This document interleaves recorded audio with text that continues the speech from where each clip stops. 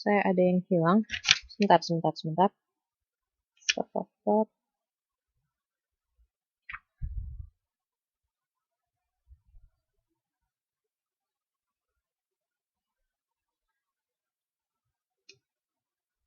Oh, ini.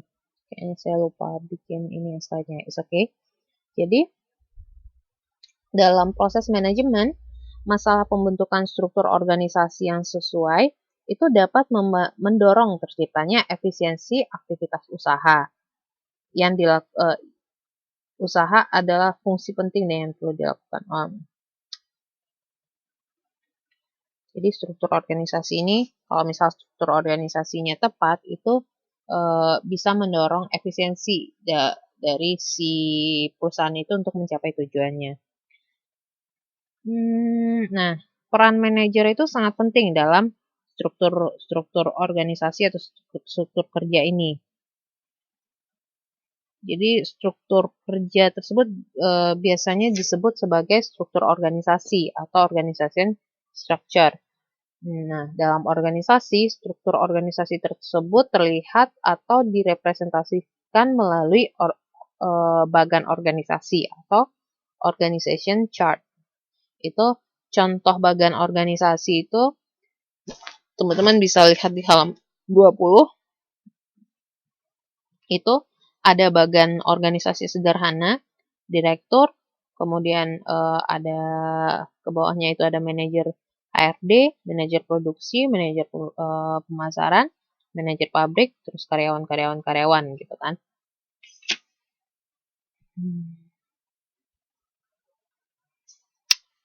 Ini contohnya bagan organisasi. Kemudian kita masuk ke faktor-faktor yang bisa menentukan perancangan struktur organisasi. Yang pertama itu strategi organisasi.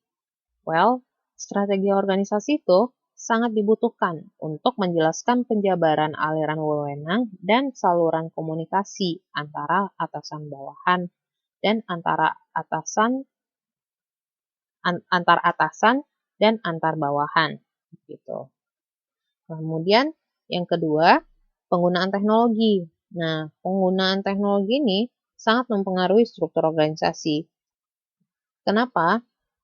Contoh ya, misalnya kalau misalnya di buku ini sebuah perusahaan industri garment akan memiliki struktur organisasi yang sangat berbeda dengan komponen mesin komputer yang membutuhkan teknologi tinggi, penuh kerahasiaan dan lain-lain gitu, penelitian dan lain-lain. Jadi penggunaan teknologi ini sangat bisa dibilang berbeda gitu kebutuhannya dari satu organisasi dengan ke organisasi lain. Ini tergantung dari jenis organisasi itu atau tujuan dari organisasi itu. Gitu. Kemudian yang ketiga itu adalah kualitas karyawan. Ya, dengan kualitas karyawan yang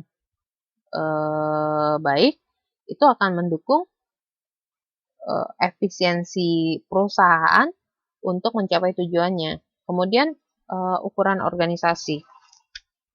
Ukuran organisasi ini juga mempengaruhi penentu dalam perancangan organisasi.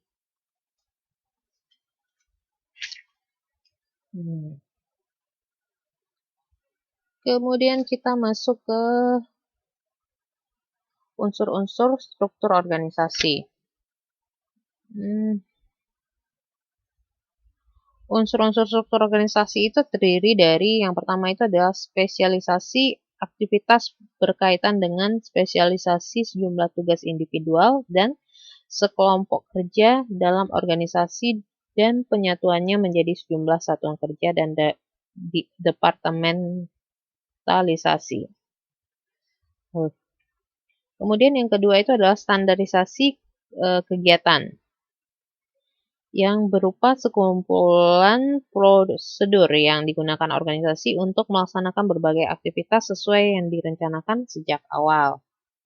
Kemudian yang ketiga itu adalah koordinasi kegiatan. Ini menunjukkan sejumlah prosedur yang menyatukan sejumlah fungsi-fungsi satuan kerja dan dalam organisasi.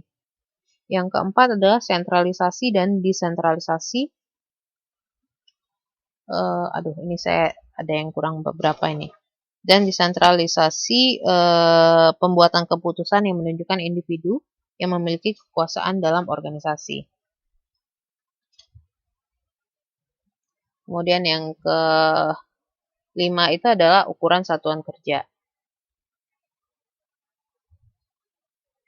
Ini unsur-unsur struktur organisasi ini bisa teman-teman baca lagi itu di halaman 21 sampai halaman 22. Ini saya ada yang kurang ini beberapa. Dibaca lagi aja ya di halaman 21-22. Kemudian kita masuk ke kelebihan dan kelemahan bagan. Seperti yang teman-teman sudah lihat tadi, bagan itu seperti apa? Bagan organisasi atau chart organization chart itu seperti apa? Itu bagan organisasi itu juga memiliki kelebihan dan kekurangannya. Jadi dari bagan organisasi itu teman-teman tuh bisa melihat yang pertama tanggung jawab atasan dan bawahan. Jadi seperti apa tanggung jawab atasan dan bawahan itu bisa dilihat dari bagan organisasi. Kemudian yang kedua adalah memudahkan untuk melihat kedudukan setiap anggota organisasi. Jadi dari bagan itu bisa dilihat siapa, posisinya apa. Begitu. Kemudian yang ketiga itu bisa membantu menghilangkan atau mengurangi masalah. Tapi bagan organisasi itu ternyata juga memiliki beberapa kelemahan atau kekurangan. Yang pertama, kurang bisa menjelaskan seberapa besar tanggung jawab dan wewenang dari anggota di bagan itu, gitu kan. Misalnya atasan itu seberapa besar wewenangnya atau bawahan seberapa besar wewenang dan tanggung jawabnya itu tidak bisa dijelaskan dari bagan itu saja. Kemudian yang kedua itu adalah kurang mampu menjelaskan hubungan informal dan komunikasi. Jadi dari bagan itu nggak bisa dilihat mengenai hubungan informal dan komunikasinya. Oke, kita masuk ke departementalisasi.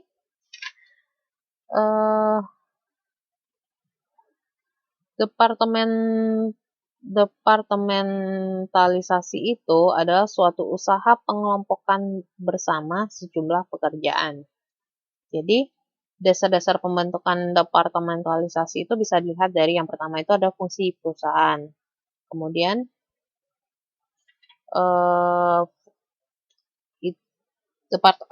departementalisasi itu bisa dibagi berdasarkan yang pertama itu adalah fungsi-fungsi perusahaan. Contohnya fungsi-fungsi perusahaan itu misalnya fungsi keuangan atau fungsi pemasaran atau departemen produksi. Nah, itu kan beda-beda fungsinya kan. Misalnya departemen keuangan ya itu mengatur keuangan. Departemen pemasaran itu fungsinya untuk mengatur pemasaran atau departemen produksi itu untuk mengatur fungsi produksi. Itu berdasarkan fungsi perusahaan. Kemudian departementalisasi itu bisa juga dilihat atau dibagi berdasarkan fungsi manajemennya.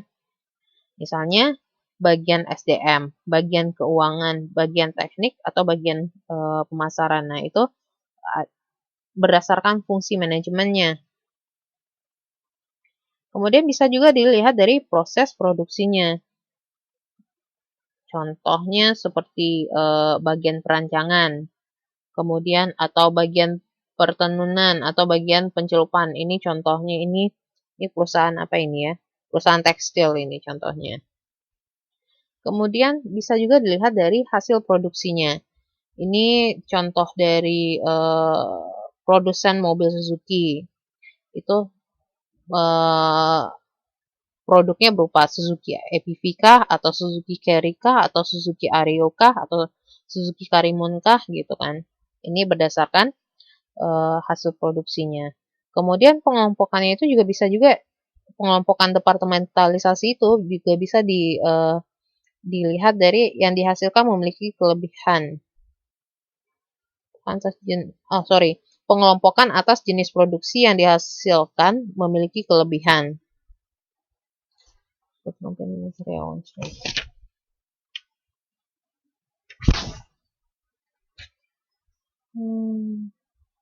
Kemudian bisa juga dibagi berdasarkan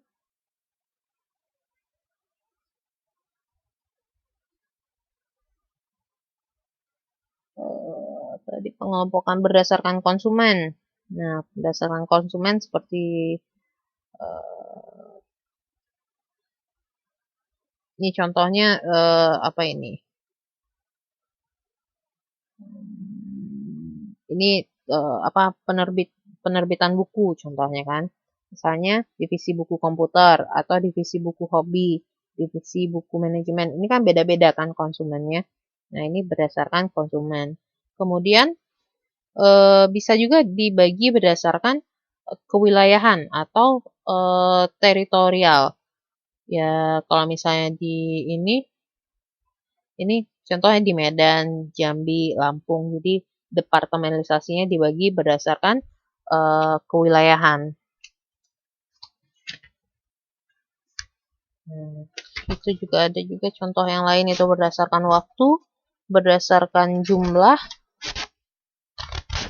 Itu juga bisa juga dibagi berdasarkan berbagai jenis kelompok. Jadi apa namanya di mix gitu. Oke, kemudian kita masuk ke tipe struktur organisasi. Kalau misalnya teman-teman lihat di sini dibaca bukunya itu sebenarnya tipe struktur organisasi ini bisa dibagi menjadi 3, lini dan staff, dan matriks. Jadi tipe organisasi ini, tipe struktur organisasi ini masing-masingnya memiliki kelebihan dan kekurangannya. Kita lihat ke organisasi lini, struktur organisasi lini.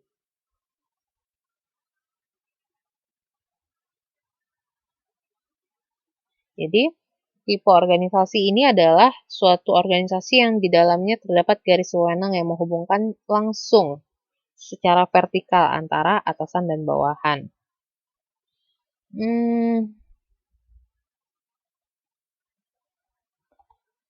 Kelebihan dari bentuk organisasi lini ini, yang pertama adanya kejelasan masalah dalam pendelegasian kewenangan dan tanggung jawab untuk setiap bidang. Kemudian yang kedua, bentuknya sederhana dan mudah dipahami. Tapi kelemahannya, yang pertama itu adalah beban yang berat dipikul eksekutif puncak karena harus menjalankan urusan administratif. Yang kedua, tidak ada spesialisasi. Ini organisasi lini ini sepertinya cocoknya untuk apa nggak ya dibilang di sini organisasi yang kecil.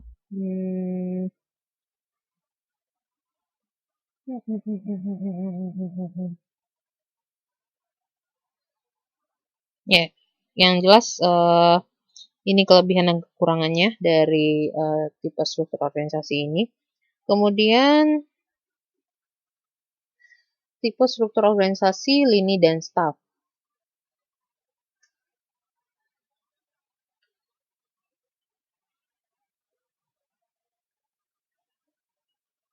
Jadi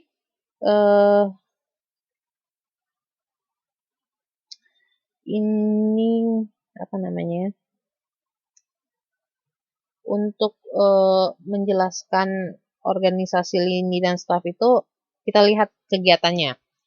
Kegiatan lini itu adalah sejumlah tindakan yang langsung meliputi pelaksanaan fungsi utama suatu organisasi. Nah, kalau kegiatan staf itu adalah sejumlah tindakan yang memberikan informasi, nasihat, pelayanan, koordinasi, dan kadangkala pengendalian secara kepada kegiatan lini. Jadi, itu adalah mix antara dua kegiatan ini. Itulah organisasi lini dan staf.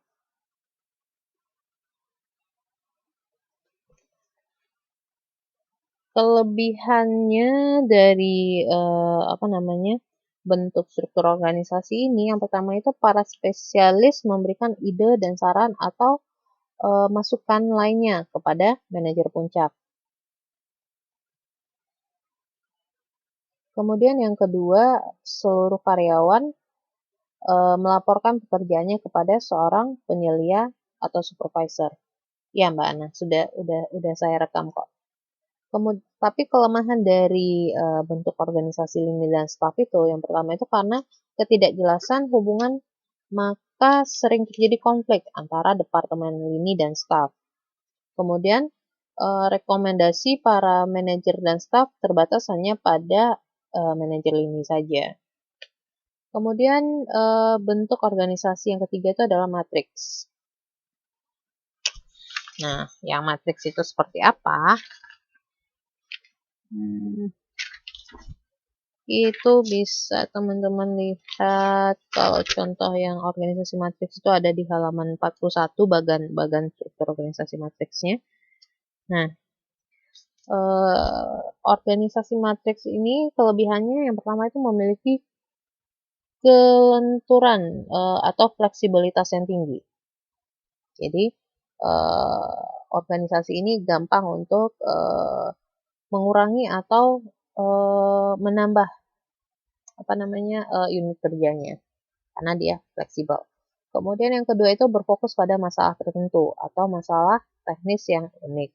Yang ketiga itu memungkinkan melakukan inovasi dan kreativitas tanpa harus mengganggu struktur organisasi reguler. Sedangkan kelemahannya dari organisasi matriks ini sering timbul masalah akuntabilitas. Jadi secara akuntabilitasnya sering ada masalah gitu. Kemudian kendali membentuk tim yang kompak sebab anggota direkrut dari berbagai beda departemen gitu. Jadi kadang agak sulit untuk untuk kompak dalam timnya. Yang ketiga itu sangat berpotensi menimbulkan konflik antar manajer proyek dengan manajer departemen lainnya. Jadi ini kelebihan dan kelemahan dari masing-masing bentuk organisasi. Oke. Kemudian kita masuk ke organisasi formal dan informal. Organisasi formal itu seperti apa? Yang formal itu maksudnya memiliki struktur, tujuan, pola hubungan kerja yang teratur melalui manajemen. Itu organisasi yang formal.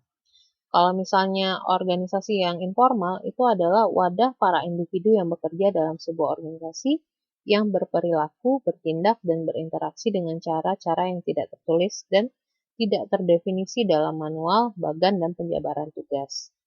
Jadi, ini bedanya antara organisasi formal dan informal. Kemudian kita masuk ke alasan organisasi dalam merubah strukturnya. Kenapa organisasi itu merubah strukturnya? Yang pertama itu mungkin karena produknya kurang diminati. Yang kedua, mungkin karena pelayanannya kurang memuaskan. Yang ketiga, keterampilan karyawannya yang tertinggal. Yang keempat, penurunan motivasi. Jadi, 4 hal ini bisa menjadi alasan organisasi untuk merubah strukturnya. Kemudian, langkah-langkah apa saja yang harus dilakukan untuk menghadapi perubahan? Yang pertama, manajer atau pimpinan itu harus melakukan komunikasi yang terbuka terhadap bawahannya. Kemudian yang kedua adalah memberikan pemahaman kepada si bawahan kenapa harus dilakukan perubahan. Yang ketiga tuh harus bisa memberikan meyakinkan si karyawan kalau misal perubahan itu adalah hal yang positif. Kemudian yang ketiga adalah sosialisasi, pemberitahuan kembali mengenai perubahan itu. Jadi ini langkah-langkah dalam menghadapi perubahan dalam suatu organisasi. Oke, kita masuk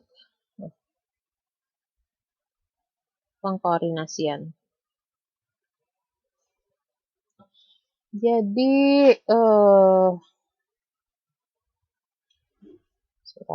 ini saya belum ada yang baca. Teman-teman, saya mau tanya dulu.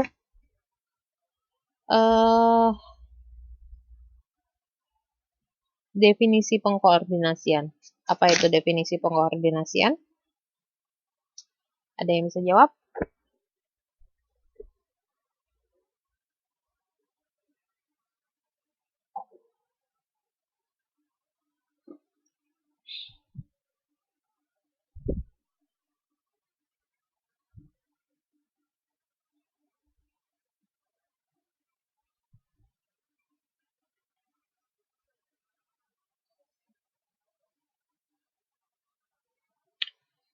Ayo, yang mau jawab mengenai definisi pengkoordinasian?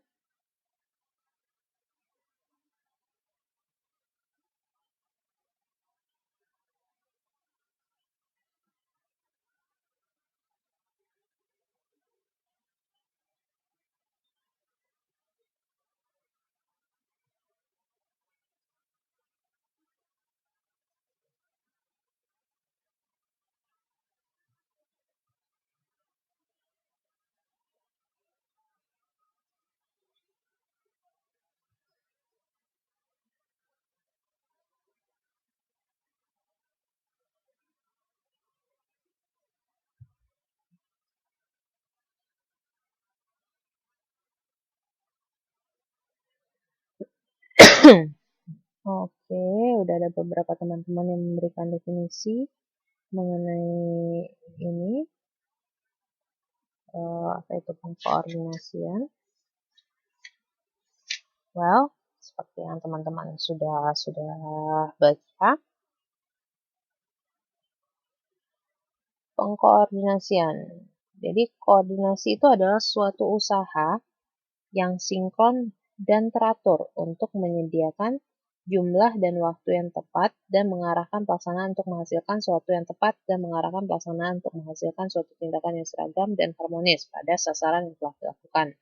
Ini pengertian yang diberikan oleh Terry pada tahun 1978. Namun secara gamblangnya, pengkoordinasian itu bisa diartikan sebagai usaha untuk menghasilkan organisasi yang efisien dalam pemanfaatan sumber daya untuk menjamin tercapainya tujuan dan sasaran secara optimal. Jadi ini pengertian pengkoordinasian. Nah, dari definisi ini dapat dilihat tujuan dari koordinasi itu seperti apa. Yang pertama itu adalah mengarahkan dan mengintegrasikan semua ide, gagasan, aktivitas, dan perilaku ke arah tercapainya tujuan. Kemudian, dapat mengarahkan keterampilan spesialisasi yang dimiliki setiap karyawan kepada tujuan.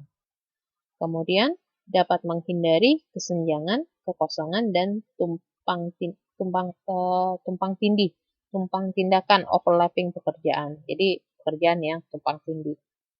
Kemudian dapat menghindari penyimpangan tugas dari tujuan. Jadi ini adalah tujuan dari koordinasi. Kemudian kita ada apa namanya? Maaf.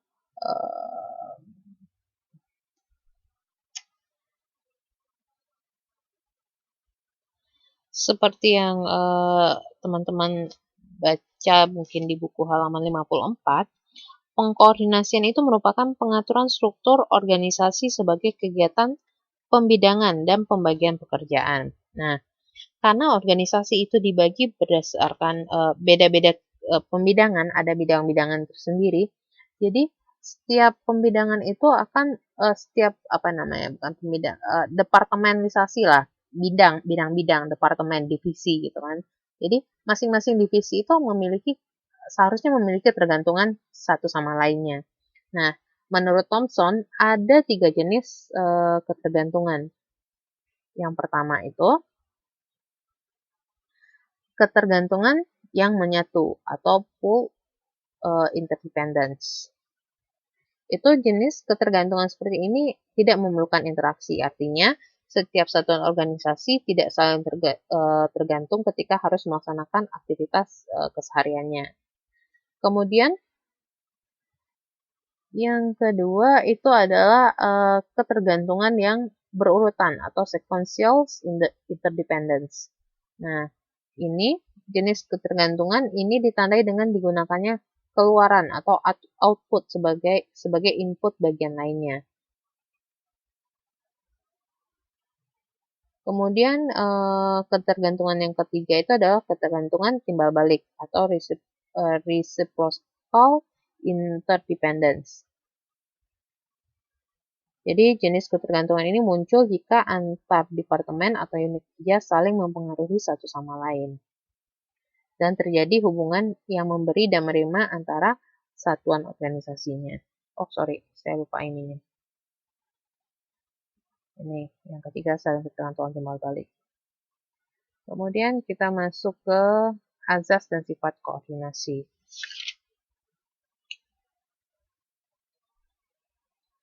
Azas koordinasi adalah azas hierarki, yang berarti setiap atasan atau koordinator harus melakukan koordinasi pada bawahan langsung. Kemudian sifat koordinasi itu, yang pertama itu dinamis. Kemudian menekankan pada pandangan holistis pada tujuan akhirnya. Yang ketiga, melihat pekerjaan secara keseluruhan dan terintegrasi. Kemudian kita masuk ke syarat-syarat koordinasi. Apa saja syarat-syaratnya? Yang pertama itu adalah perasaan untuk bekerja sama dan menjadikan koordinasi sebagai usaha memperlancar penyelesaian pekerjaan, bukan untuk memerintah atau memberikan instruksi orang per orang. Kemudian, yang kedua adalah saling menghargai. Rasa saling menghargai terutama ketika atasan memberikan penghargaan kepada karyawannya dalam rangka koordinasi. Kemudian yang ketiga itu adalah semangat bersaing secara sehat. Dengan manfaat sistem koordinasi, mereka masing-masing bagian untuk berlomba mencapai tujuan dengan lebih baik dan cepat. Kemudian kita masuk ke tipe-tipe koordinasi. Yang pertama itu adalah koordinasi vertikal. Yang kedua adalah koordinasi horizontal. Jadi ada dua tipe koordinasi. Apa itu koordinasi vertikal? Itu aktivitas penyatuan pengarahan yang dilakukan oleh pimpinan terhadap aktivitas berbagai unit kesatuan kerja yang berada di bawah wewenang dan tanggung jawabnya. Kemudian koordinasi horizontal itu apa? Itu pengkoordinasian sebagai tindakan atau aktivitas penyatuan pengarahan yang dilakukan terhadap berbagai aktivitas dalam suatu organisasi yang setingkat.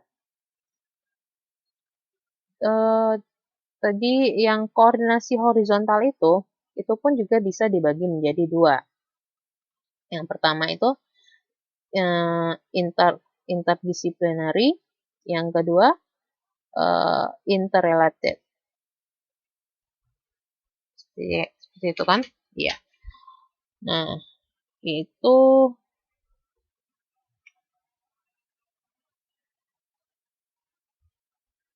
kalau yang interdisciplinary itu adalah suatu koordinasi yang berhubungan dengan pengarahan, sekaligus menyatukan semua perilaku dan tindakan apa ini ya? Hubungan pengarahan sekaligus menyatukan semua perilaku dan tindakan agar tercipta suatu tingkat kedisiplinan yang tinggi dalam semua unit organisasi. Kalau yang interrelated itu adalah koordinasi antar bagian instansi yang masing-masing instansi tersebut memiliki unit-unit kerja yang berbeda, namun di antara mereka ada saling ketergantungan dan saling memiliki, baik secara internal maupun internal. Nah, itu yang interrelated.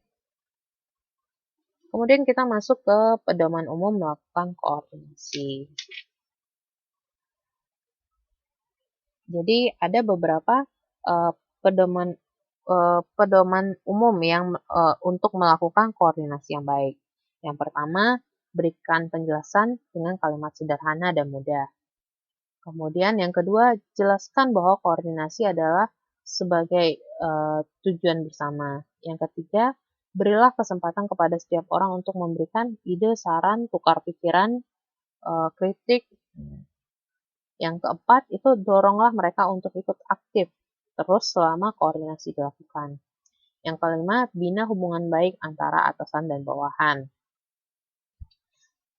Atau atasan dengan atasan dan bawahan dengan bawahan. Jadi, itu harus ada membina hubungan baik. Kemudian gunakan lebih banyak komunikasi informal daripada komunikasi formal untuk mencari dukungan partisipasi. Kemudian kita